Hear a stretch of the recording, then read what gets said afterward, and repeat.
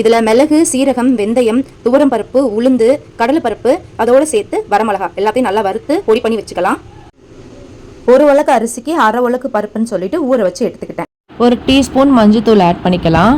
அதுக்கப்புறமா தேவையான காய்கறிகள், வெங்காயம், தக்காளி எல்லாம் போட்டாச்சு. குக்கரில் வந்துட்டு ஒரு உலக்குக்கு 3 உலக்கு தண்ணி வச்சுட்டு 3 விசிலை நம்ம வெட்டுடலாம். உங்ககிட்ட என்ன காய்கறி இருக்கோ அதெல்லாம் நீங்கள் ஆட் பண்ணிக்கோங்க. அதோடு சேர்த்து கொஞ்சமாக நான் உப்பும் ஆட் பண்ணியிருக்கேன். அதுக்கப்புறமாவும் நம்ம உப்பு சேர்க்குவோம். இப்போ தாளிப்பு கொடுத்துடலாம். நல்லா எண்ணெயை ஊற்றி எண்ணெய் காஞ்சதுக்கப்புறமா கடுகை போட்டாச்சு.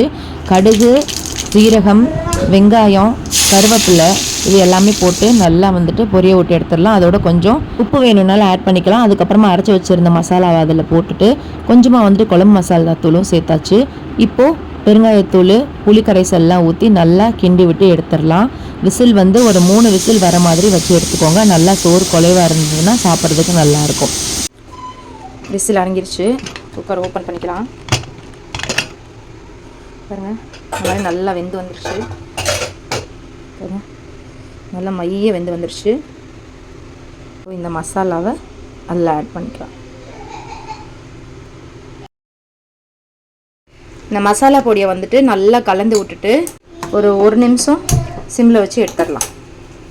தேவையான அளவு உப்பு சேர்த்துக்கலாம். நான் 2 ஸ்பூன் உப்பும் 1 ஸ்பூன் நெய்யும் சேர்த்துருக்கேன். நெய்யோட ஸ்மெல் ரொம்ப சூப்பராக இருக்கும். மேலே காரா பூந்தியெல்லாம் தூவி விட்டு சாப்பிடும்போது பிசிபெல்லாபாத் இன்னும் டேஸ்ட்டாக இருக்கும்.